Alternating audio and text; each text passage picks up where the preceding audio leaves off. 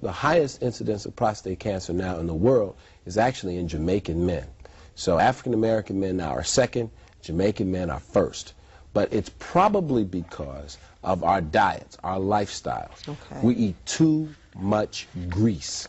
We have too much fat in our diet.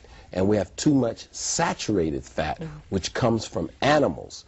That is fried pork chops, fried bacon, hamburgers, Polish sausages, chicken that we fry. All these things that we fry and we get grease, and we love that greasy, drippy taste. That's where we're getting too much fat, and it's because of that we think that might be responsible for why there is so much cancer, but not only just prostate cancer, but breast cancer, colon cancer in our community because of our dietary habit. Secondly, we don't eat enough fresh fruits and vegetables. And because we don't, we are having, there's a lot of things that happen in the bowel that are necessary in order for the chemicals or the toxins to be removed. And the reason why we suffer from so much constipation in our community because we don't eat right. We eat a lot of white bread, which does not have any fiber at all to it. We eat a lot of processed rices and things of that nature, which have very little fiber to it. And we don't eat enough fresh fruits and vegetables, and beans, which have a lot of fiber, which is what makes the stool able to come through.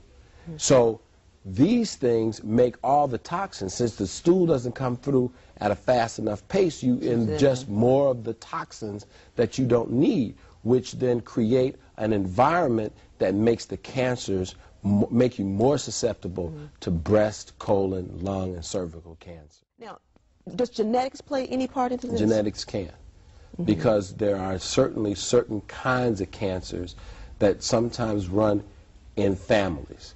And prostate cancer is no exception. Neither is breast cancer. But if you've got a father, or you've got an uncle, or a grandfather who had prostate cancer, your likelihood of having prostate cancer is much higher.